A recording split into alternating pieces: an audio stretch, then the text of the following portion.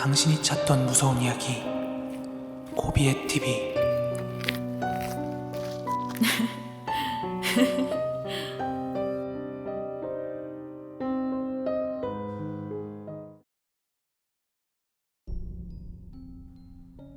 (2023년 2월 19일) 고비의 TV 공포라디오입니다. 저는 올해 30살이 된 직장인입니다.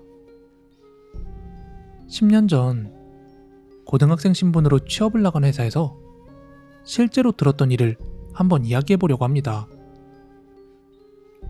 때는 2003년, 본인이 고3이 되던 해였는데 여름방학이 끝나고 2학기가 되자마자 경기도 화성에 위치한 어느 주식회사에 취업을 나가서 있었던 일입니다.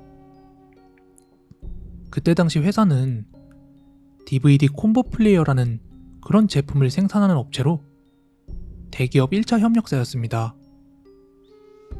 회사는 중소기업이지만 대기업을 끼고 하다 보니까 직원이 정말 많았습니다. 단순 라인 작업 생산이다 보니까 공돌이 공순이 할 거 없이 정말 많았습니다. 그때 기숙사에서 생활을 할 때였는데 기숙사 인원만 대략 200명 정도 됐었습니다. 4층 건물에 한 층당 16개의 방이 있고 한 방에 대략적으로 5명 이상이 썼던 걸로 기억을 합니다. 그래도 저는 집이 부산이었기 때문에 집을 나와 멀리 왔다는 기쁨에 들떠 하루하루 즐겁게 생활하고 있었습니다. 그러던 중 계속해서 이제 그만둬야겠다 라고 생각하게 됐던 일들은 입사하고 약 1년 뒤부터 벌어지게 되었습니다. 회사 업무 대부분이 라인 작업이다 보니까 주야 2교대 근무 방식을 채택하고 있었고 방위산업체와도 연결이 되어 있어서 군대 안 가고 대신 방위산업체로 일을 하시는 분들도 꽤 있었습니다. 그렇게 입사 후 정직원이 되고 한 1년 정도 지났을 때 회사에 저보다 3살 많은 형이 방위산업체로 저희 회사에 입사하게 되었습니다. 근데 그 형이 저희 방으로 배정받고 들어왔는데 들어온 순간부터 좀 거리감이 들었습니다. 대구에서 왔다고 들었는데 입은 서세원 씨처럼 좀 비슷하게 쭉 튀어나와 있었고 얼굴은 길고 긴 말상이라고 볼 수 있습니다. 근데 처음부터 계속 잘못 들어온 것 같다는 둥, 여기가 아니라는 둥, 이상한 소리만 계속 했습니다. 그 형이랑 같은 부서에서 일을 하고 또 같은 조에 있던 저는 이제 조금씩 친해지기 시작했는데 어느 회식하던 날 그 형이 처음으로 저에게 먼저 진지하게 말을 걸어왔습니다. 여기 이상하게 좀 춥지 않냐? 뭔가 있는 것 같아. 너도 한번 잘 느껴봐. 그래서 뭐가 있는데요? 하고 되물어보니까 뭔지는 확실히 모르겠는데 분명히 뭔가 있는 것 같다고 잘 느껴보라고 합니다. 귀신 같은 거 있는 것 같대요. 근데 저는 신기는커녕 귀신에 대해서 전혀 보고 느낄 수 할 수 없는 사람이기 때문에 전혀 그런 걸 느낄 리가 없었죠. 근데 주변에서 그런 이야기하는 사람이 처음이었기 때문에 좀 신기하기도 하고 재밌기도 해서 형한테 물어봤습니다. 형, 혹시 신기 같은 거 있냐고. 그래서 귀신 같은 거 이런 거 볼 수 있냐고요. 그랬더니 본인이 신기는 아닌데 그냥 가끔 헛것 비슷하게 그런 걸 자주 보고 본인이 굉장히 촉이 좋답니다. 그래서 뭔가 있는 것 같으면 자기 딴에는 이제 촉이 온대요. 근데 이후에 이제 분명히 뭔가 있다 이렇게 말만 하고 다른 거에 대한 언급은 없길래 그냥 하는 소린가 보다 하고 넘겼어요. 그리고 얼마 후였습니다. 이제 같이 야간에 근무를 하는데 야간에 근무를 하게 되면 12시 30분에 밥을 먹습니다. 그래서 12시 반에 식사를 하기 위해 조원들과 함께 식당으로 걸어가고 있었는데 그 형이 보이지 않는 겁니다. 계속 전화를 했는데도 안 받길래 그냥 피곤해서 밥 안 먹고 자는갑다 싶어서 저희들끼리 식당으로 갔어요. 식당은 기숙사 지하에 있고 기숙사 옆에는 회사 운동장이 있습니다. 그렇게 밥을 먹고 다시 현장으로 돌아왔는데 여전히 형이 안 보이는 거예요. 그래서 형을 한번 찾아보기로 마음을 먹고 공장을 돌아보고 있었습니다. 그러다 이제 완제품을 쌓아두는 곳으로 들어갔는데 거기서 그 형이 쌓여있는 제품의 가장 위쪽을 멍하니 고개를 들고 쳐다보고 있는 것이었습니다. 그래서 저는 형에게 다가가서 형 뭐예요? 하고 물어보니까 그제서야 깜짝 놀라면서 정신을 차리더니 이어서 하는 말이 가관이었습니다. 자기가 그 완료된 제품을 창고에 가져다 놓으려고 가지고 나왔는데 방금 전까지 멍하게 쳐다보고 있던 곳에 웬 외국인이 앉아있더라는 겁니다. 그렇게 그 외국인과 눈이 마주쳤는데 이상하게 계속해서 빠져들더랍니다.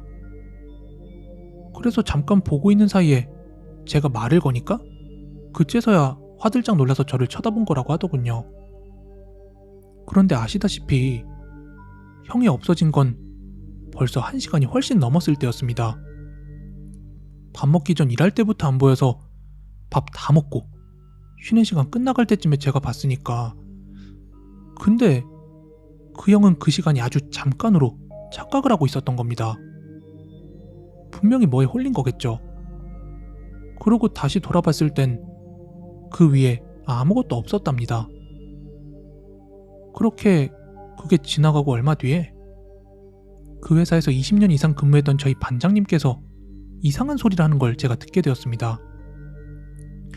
그때도 술을 한 잔 걸치고 얘기하고 있었는데 회사가 털을 잘못 잡았다고, 당장 그만둬야겠다고 뭐 그러시길래 제가 왜 그러시냐고 그랬더니 회사 뒤에 담이 굉장히 높은데 그 뒤쪽이 공동묘지랍니다.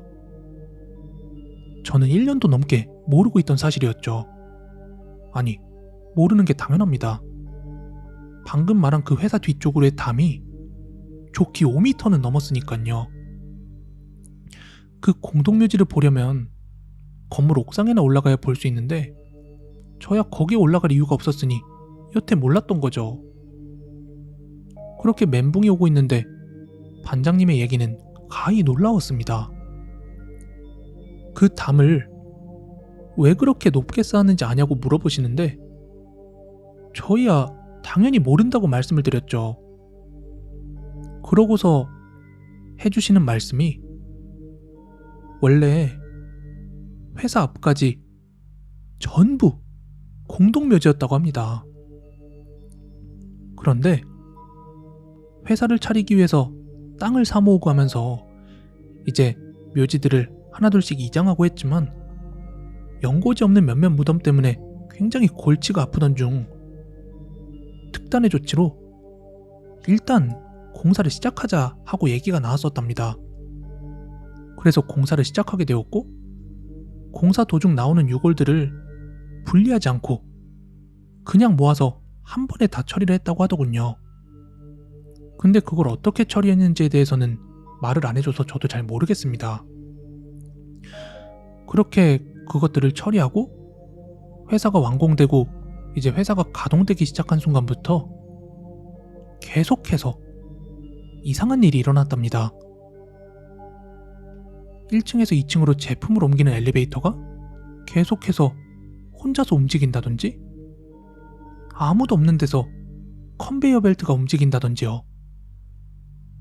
그리고 사건은 얼마 후 한 외국인 노동자가 엘리베이터에 깔려서 사망하는 사건이 발생했다고 합니다.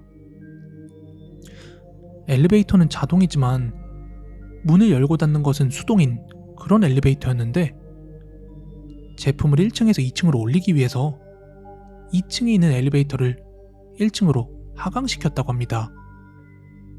그리고 2층에 있던 엘리베이터가 내려오는 소리가 들리고 이제 도착하는 소리가 나자 문을 열었대요. 근데 엘리베이터는 내려오지 않았다고 합니다. 그래서 이 외국인은 뭐지? 하면서 엘리베이터 안쪽에 뭐가 있나 해서 들어가 봤는데 그 순간 2층에 있던 엘리베이터가 추락하면서 그 외국인이 엘리베이터에 깔려 그대로 직사한 사고였습니다. 이걸 본 사람은 단 한 명, 그 반장님 뿐이었고 그때 회사에서 데모 비슷한 거래서 결국엔 굿을 한번 했답니다. 그러자 무당이 뒤쪽에 그 공동묘지가 보이지 않도록 벽을 높게 올려라 이렇게 얘기를 했다고 합니다. 그래서 뒤쪽의 담벼락이 그렇게도 높았던 것이죠. 그 이후로도 1년에 한 명씩은 꼭 사망하는 사고가 발생했다고 합니다. 일 잘하던 아주머니께서 갑자기 쓰러지셨는데 뇌출혈로 사망한다든지, 또 제가 있을 때는 프레스 기계실에서 일하던 외국인 노동자가 기계에 손이 깔리는 사고, 제가 있을 때는 특별히 누가 사망한다던가 그런 일은 없었습니다만 몇 년 전까지만 해도 계속해서 매년마다 사망사고가 있었다고 합니다. 그 벽을 올리고 나서는 사망사고가 많이 줄었지만 그래도 크고 작은 사고들이 잇따라서 일어났다고 합니다. 그 연고지 없던 분들의 한이 회사에 그대로 서려서 이런 일이 일어난 게 아닌가 하는 생각이 들고요. 그리고 그때 그 형이 완료품 창고에서 본 그 외국인은 그때 엘리베이터에서 깔려 죽었던 그 외국인 아니었을까요? 알 수는 없지만 제가 회사를 그만두는데 가장 크게 작용했던 그런 이유들입니다. 오늘 준비한 무서운 이야기는 여기까지고요. 가시기 전에 좋아요, 구독하기 꼭 좀 한 번씩 부탁드리겠습니다. 저는 내일 더 무서운 이야기로 찾아오도록 하겠습니다. 감사합니다.